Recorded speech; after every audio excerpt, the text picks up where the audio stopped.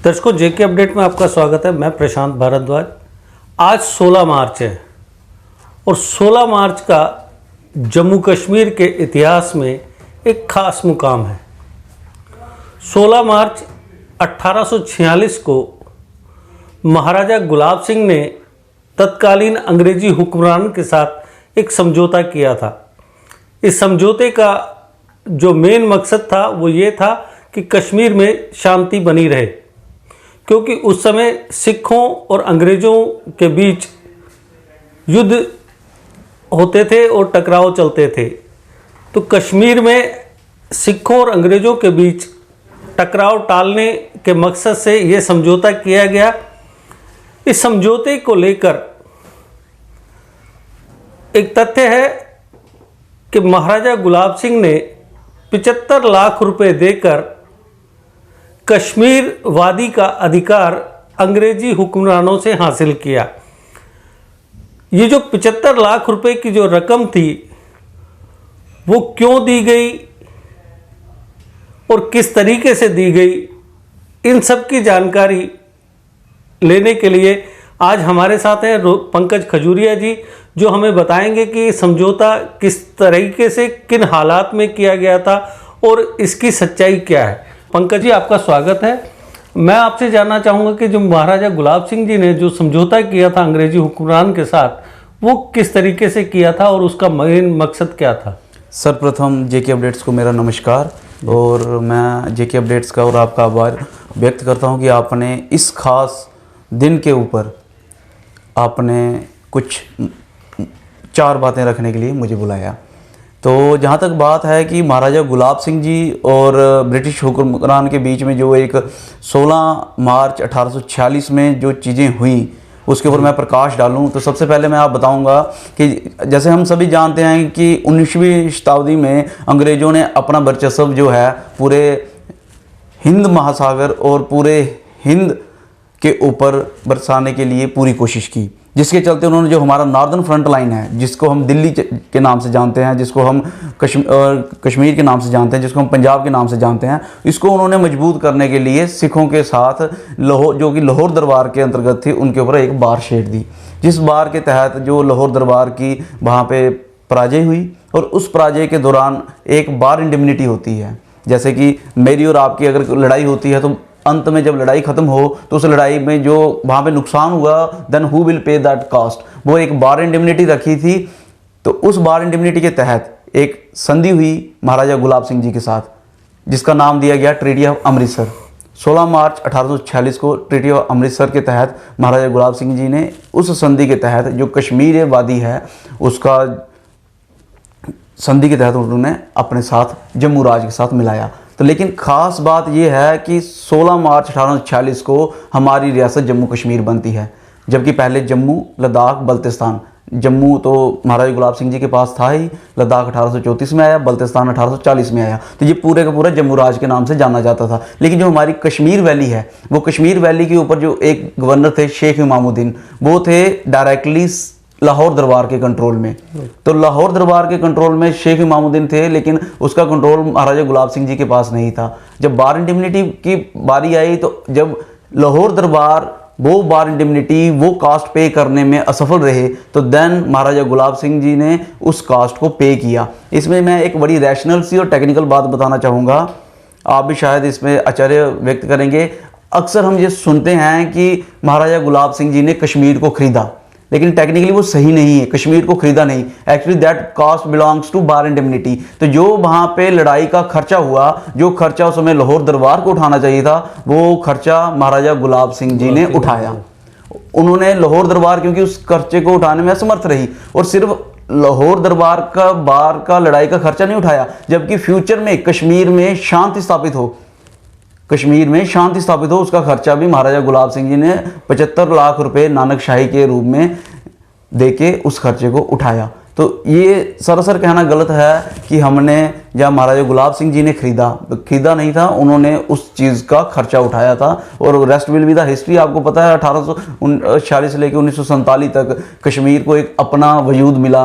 वहाँ पे हमें रोड्स मिले, कॉलेज मिले, यूनिवर्सिटीज़ मिली, वहाँ पे हमें म्यूजियम्स मिले, हॉस्पिटल मिले। वो सारे के सारे डोगरा महाराजा के टाइम पे वो सारी की सारी तरक्की हुई है। तो उस तरक्की का जो खर्चा था वो महाराजा गुलाब सिंह जी ने उठाया था। और इसमें भी मैं तोड़ के बताऊंगा रेक्टिफाई करके, जो पहले वार इंडेमनिटी का खर्चा डाला था ब्रिटिश गवर्नमेंट ने, ईस्ट इंडिया कंपनी ने, वो खर्चा डाला था उन्होंने 1 करोड़। लेकिन जब उनको लगा कि लाहौर दरबार इसको पे करने में असमर्थ है, तो उन्होंने 1 करोड़ का कर दिया 75 लाख रुपया, और 25 लाख का जो कुल्लू और मंडी के 2 इलाके थे उन्होंने अपने पास रख लिए। तो अभी महाराजा गुलाब सिंह जी को 75 लाख रुपया ही देना था उसके लिए, और रेक्टिफिकेशन के समय 50 लाख, और 1 अक्टूबर 1846 तक 25 लाख रेस्ट वाला देना था। उसमें भी 15 लाख इनको कंसेशन होगी, क्योंकि फिरोजपुर में इनके छोटे भाई सुचेत सिंह की जो वजीर थे वहाँ के, उनकी जो प्रॉपर्टी थी वो उनके पास थी। और रेस्ट ऑफ अमाउंट जो था वो किस तरीके से उन्होंने एडजस्ट किया? रेस्ट ऑफ द अमाउंट वैसे ही एडजस्ट किया उन्होंने। 50 लाख उन्होंने पहले दे दिया, और देन वो 10 लाख उन्होंने बाद में दिया। इसमें भी एक तथ्य ये भी आता है, एक किताब में मेंशन किया गया है कि बड़ी सारी प्रॉपर्टी जो उनकी थी वो ऑलरेडी लाहौर दरबार के पास थी। तो महाराजा गुलाब सिंह जी ने उसको बड़ी चालाकी से, क्योंकि ब्रिटिश ने लाहौर दरबार के ऊपर कब्जा कर लिया था, तो उन्होंने बड़ी चालाकी से उस चीज़ को उनके पास ही पलट दिया। यानी कि बहुत कम अमाउंट, लगभग उन्होंने 50 या 60 लाख के करीब ही अमाउंट पे करने ये सारी चीज़ें की। जो ये समझौता हुआ जी, उसे आप मौजूदा हालात के साथ किस तरीके से कंपेयर करना चाहेंगे? देखिए ये तो बहुत ही अच्छा सवाल किया आपने। मौजूदा हालात के साथ और उस समय के समझौते के साथ अगर मैं देखूं, 19वीं शताब्दी की बात करूं, 1846 के आज के दिन की बात करूं, तो मैं ये कहूँगा उस समय वर्ल्ड की सुपर पावर जो ब्रिटिश, वो इस चीज़ को रिकॉग्नाइज करते थे कि डोगरा फैक्टर है, डोगरा फैक्टर की importance politically as well as military के तौर पे है। तो उन्होंने इसलिए डोगरा फैक्टर को उन्होंने रिकॉग्नाइज किया। लेकिन वर्तमान समय में डोगरा फैक्टर को कोई रिकॉग्नाइज नहीं करता। आप देखें तब चाहे सिख हों, चाहे उस समय के ब्रिटिश हों, उन्होंने डोगरों को आगे बढ़ने के लिए प्रेरित किया। लेकिन आज के समय में देखिए डोगरा सर्टिफिकेट नहीं मिल रहा है। हमारे जो लड़के हैं पिछले 50 दिन से बीएसएफ सीआईएसएफ एस्पिरेंट हैं, पिछले 50 दिन से बैठे हुए हैं कि किसी प्रकार से उनकी बात गवर्नमेंट सुने, जो कि गवर्नमेंट ने उनके साथ वादा किया है, लेकिन गवर्नमेंट उनकी बात को नहीं सुन रही है। तो वो कहीं ना कहीं बताता है कि आज के समय में हमारी मरकज़ की सरकार हो या रियासती सरकार हो, वो डोगरा फैक्टर को रिकॉग्नाइज नहीं करती है। अगर स्टेट में स्टेबिलिटी चाहिए तो हमें डोगरा फैक्टर को रिकॉग्नाइज करना पड़ेगा। तो उसके लिए आम जो डोगरा हैं जी, वो क्या कर सकते हैं कि वापस से गवर्नमेंट को मजबूर किया जाए कि डोगरा फैक्टर को एक अहमियत दी जाए? देखिए ये तो उससे भी इम्पोर्टेंट सवाल है। आम डोगरा क्या कर सकता है? वो अपने इतिहास को, अपनी आइडेंटिटी को मजबूत कर सकता है। हम देखें कि हम एकेडमिकली हमारा इतिहास हमें 10th 12th graduation post graduation में बड़ा कम मिलता है, जिससे हमें मॉरली एक धक्का लगता है। हमें लगता है कि वी आर एट इन्फीरियर, कि यही वजह है कि हम अपनी डोगरी भी छोड़ दी है, यही वजह हमने अपनी बातचीत भी छोड़ दी है कि जिस तरीके से हम बात करते थे, हमारा लिहाजा था। हमें लगता है कि हमें कुछ किया ही नहीं है। कश्मीर की बात करें तो कश्मीर में बहुत कुछ आता है, लेकिन जम्मू की बात करें तो कुछ नहीं आता है। आज की डेट में किसी यूथ को पूछ लो कि डोगरा क्या है, तो वो कुछ बताएगा नहीं। ही प्रेफर कि वो डोगरा ना होते हुए कुछ और बताए। अगर आप रेस्ट ऑफ द इंडिया में चले जाए तो वो अपने आप को डोगरा मेंशन करने में हिचकिचाता है, क्योंकि उसको पता नहीं है। तो उसके लिए सबसे बड़ी ज़रूरी चीज़ ये है कि वो अपनी आइडेंटिटी को मजबूत करे। वो तभी हो सकता है जब वो अपने इतिहास के बारे में जाने। जैसे आज ही का दिन ट्रीटी ऑफ अमृतसर है, चाहे और भी बड़े सारे ऐसे दिन आते हैं जो इतिहास में काफ़ी अहमियत रखते हैं। देखिए इसमें मैं आपके 2 मिनट लेना चाहूँगा। एक समय था जब तिब्बत, चाइना, रशिया, अफगानिस्तान, इन सारे बॉर्डर पे डोगरास थे। उस समय डोगरों ने जम्मू कश्मीर जो एक रियासत है 2,22,236 स्क्वायर किलोमीटर की, उसको उन्होंने डिफेंड किया एक्सटर्नल थ्रेट से। आपको ये भी हैरानगी लगेगी कि सिर्फ डोगरा ही एक ऐसा फैक्टर है जिसने हिंदुस्तान को बाहरी ताकतों से बचाया। बाकी तो आपस में लड़ते रहे, लेकिन इन्होंने चाइना से, तिब्बत से बचाया। जनरल जोरावर सिंह जी देख लीजिए, उन्होंने चाइना से लड़ाई लड़के उनका फ्लैग लेके आए थे। आज भी वो, अगर आप इंडियन आर्मी के Jammu and Kashmir 4th JAK RIF में चले जाएं तो उसका रेप्लिका आपको वहाँ पे मिलेगा। तो वो इस बात को दर्शाता है कि डोगरा जो है मार्शल कौम है और एक नेशनलिस्ट फैक्टर है। लेकिन उसको प्रमोट करने की ज़रूरत है, उसको प्रिजर्व करने की ज़रूरत है। वो प्रिजर्व और प्रमोट तभी हो सकता है जब हम इस चीज़ को समझें कि हमारी अहमियत है और हमें अपने इतिहास को और अपनी आइडेंटिटी को बचाना है।